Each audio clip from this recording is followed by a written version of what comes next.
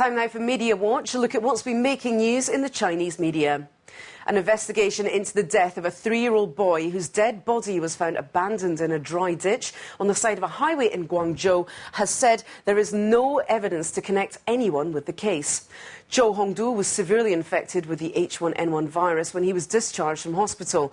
Zhou's body was found early in December after having been dumped in the ditch over a month earlier. The health department has also confirmed that the child was alive when he left the hospital and had been undergoing treatment in the intensive care unit. The boy's parents were initially held for questioning, but they have not been charged. A 21-year-old gay Chinese man has been sentenced to death with a 2-year reprieve after being found guilty of the brutal killing of his former partner, a 68-year-old German man. The sentence was handed down at a court in Zhongshan in China's southern province of Guangdong.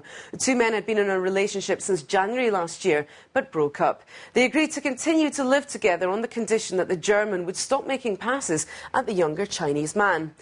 When the elder man persisted, the Chinese man hit him in the head with a hammer and killed him. He then dismembered the body and scattered it around the city. Now, staying in Guangdong, the southern metropolis daily has the story of a primary school teacher who's been accused of tearing the ear of a 6-year-old girl who chewed gum in class.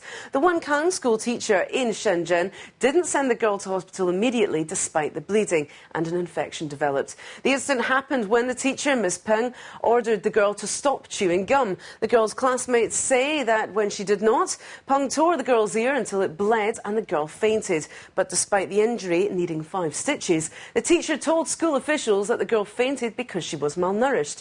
The school has so far refused the parents' demands for $9,000 in compensation.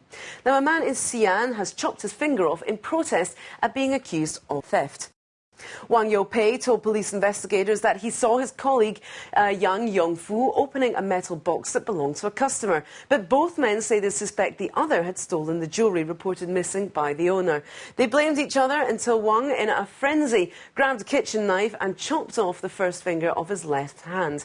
Wang initially refused surgery until a local hospital offered the operation for free a full day later. Doctors say Wang will need to wait another week to see if the surgery has been successful. Meanwhile, the theft case is still under investigation. On to the Chengdu Business Daily now, and the story of a 13-day-old boy who's been stolen from an intensive care unit by an unknown woman in Chengdu, the capital of Sichuan Province. Now, the hospital has admitted it failed to double-check the woman's identity before she took the baby, who had been given up for adoption already, but already assigned to a couple from Pengzhou. The baby's doctor, Cheng Zemian, said the woman appeared to know the baby very well and promised to bring him back after showing the boy to his dying grandfather. Chen let her take the baby after she paid about $70 to cover the baby's medical costs. Now, authorities will introduce a rating system for online games this year to crack down on vulgar content amid a soaring number of young gamers. A study into the rating system proposed online games be divided into categories suitable for people above 12 and those above 18. Now, the 5 types of games are those with cultural content, those involving social issues, games containing combat scenarios, games that have a negative visual impact and mental impact, and games that require a long period of time to play.